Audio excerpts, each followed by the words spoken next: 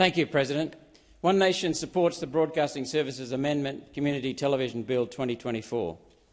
Across community television and radio, 17,000 volunteers and almost 1,000 employees generate $250 million in value each year, every year.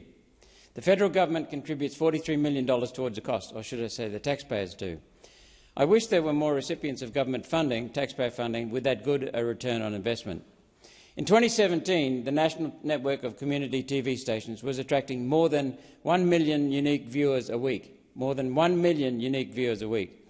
Top programs were attracting 400,000 viewers, including off-peak repeats in the week of release. In 2024, those ratings would rank in the top 20 of free-to-air and cable shows. That's why Malcolm Turnbull destroyed community TV, moving channels off free-to-air to an online model, where a commercial business plan was impossible. Returning 1 million viewers a week to commercial television, which was suffering from falling ratings and advertising revenue. Channel 31 and C44 in Adelaide resisted and was saved as a result of work from One Nation and the Greens. Ratings on free-to-air television have fallen since 2017 in terms of percentage of available screens because mainstream television is mostly absolute rubbish, completely lacking in the creativity and anarchy that attracted such a large and loyal following to stations like C31. Community TV is at times the weird and the wonderful. Programs with heart and soul have been replaced with commercial programs devoid of those very qualities. The small cost of community TV must be considered in the wider context. Community TV provides a training ground for talent, scriptwriters, makeup artists, producers, directors, sound and lighting. The former TVS in Sydney was based out of the University of Western Sydney School of Media in Kingswood, offering students both theoretical and practical tuition. C31 is based out of RMIT in Melbourne. The now closed C31 in Brisbane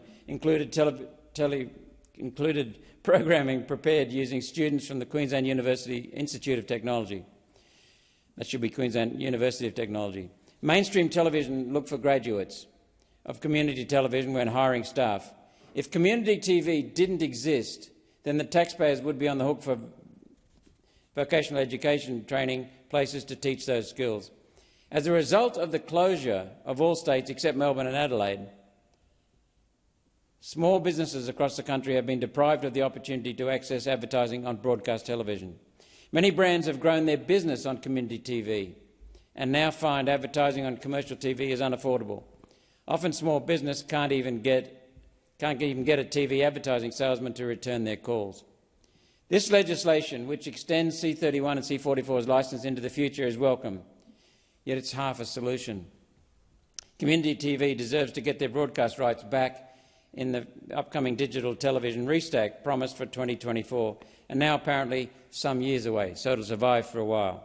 The restack will involve moving our broadcast television channels closer together to free up a large contiguous section of bandwidth that will then be sold off to telcos.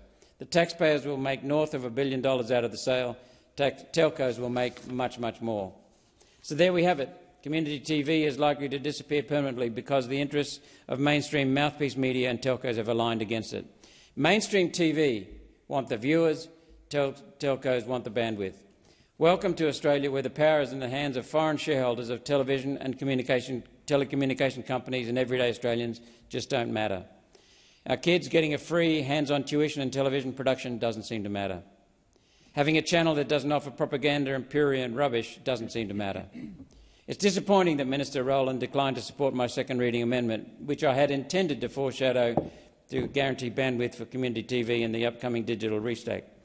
Now, I understand the government argument is using, the argument the government is using. There's an inquiry into the future of free-to-air broadcasting, also called over-the-top broadcasting. Committing to community TV now, though, does get ahead of the inquiry findings. But so what? If there was any real intention on the part of the government to go against the powerful financial influence of telcos and broadcast stations, the government would have supported my amendment. The government, sadly, is not prepared to guarantee one tiny little bit of bandwidth for community TV. One Nation is prepared to make that guarantee because we are not beholden to the foreign predatory billionaires and their wealth funds.